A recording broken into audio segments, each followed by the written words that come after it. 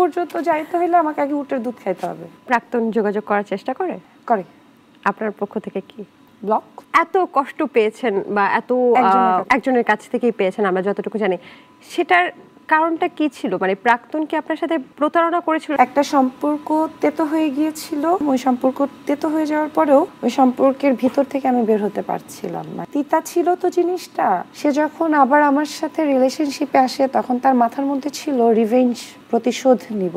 এই যে প্রতিশোধ নেওয়ার জন্য আরেকটা মানে মানুষের জীবনে আবার এসে আবার তাকে আগের বারের থেকে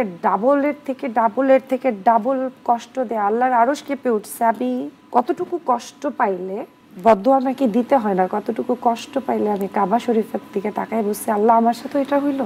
একটা মানুষের কাছ থেকে দুইবার কষ্ট পাইলাম। প্রথমবার পাওয়ার পরে ভুলি নাই, মনের মধ্যে ছিল। তারপরে ভাবছি আচ্ছা ঠিক আছে, সবারই রিলেশনশিপ ঠিক হয়ে যায়, আবার ট্রাই করি আমরা। এক তো কুকুরের লেজ সোজা হয় না, এটা একটা বিষয়। আমার কোনো ভাই বোন নাই সমৃদ্ধি। আমার কত কষ্ট হয়েছে, আমার ফ্যামিলির কত কষ্ট হয়েছে, ইউ হ্যাভ নো আইডিয়া। আমি রিলেশনশিপটার জন্য আমি আমার সব স্যাক্রিফাইস করে দিচ্ছি। কিন্তু এই সম্পর্কটার মানুষটা যে ছিল এতটা জানোয়ার।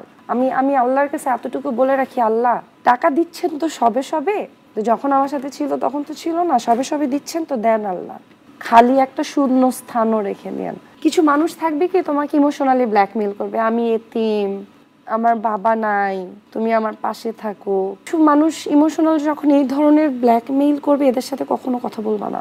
ওই যে লাল পানি, ওই লাল পানি এত খায় তো ভুলে যায় যে কখন কি করতেছে, কখন কি বলতে হয়, কখন। এক তো সভ্য না, অসভ্য।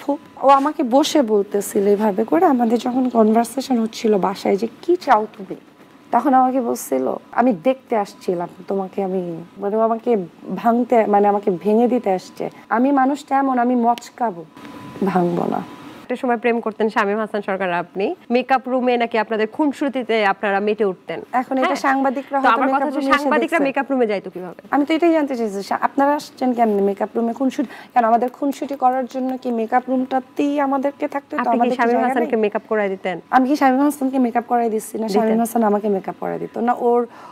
ও লিপস্টিক দিত, আমি ওকে লিপস্টিক দিয়ে দিতাম, নাকি ও মাস্কারা দিত?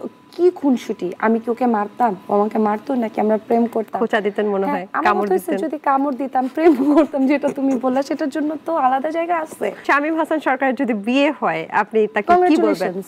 ও সামনে বিয়ে করবে হয়তো, কংগ্রাচুলেশনস, ভালো থাকুক, ও ভালো মানুষ, একটা ভালো সঙ্গী পাক, ও ভালো সঙ্গী পাবে ইনশাআল্লাহ, ওর ফ্যামিলিও ভালো থাকুক। বরিশালের ভাষায় আপনি আর নাটক করবেন না এমনটা একটা সময় জানিয়েছিলেন, তারপরই সবার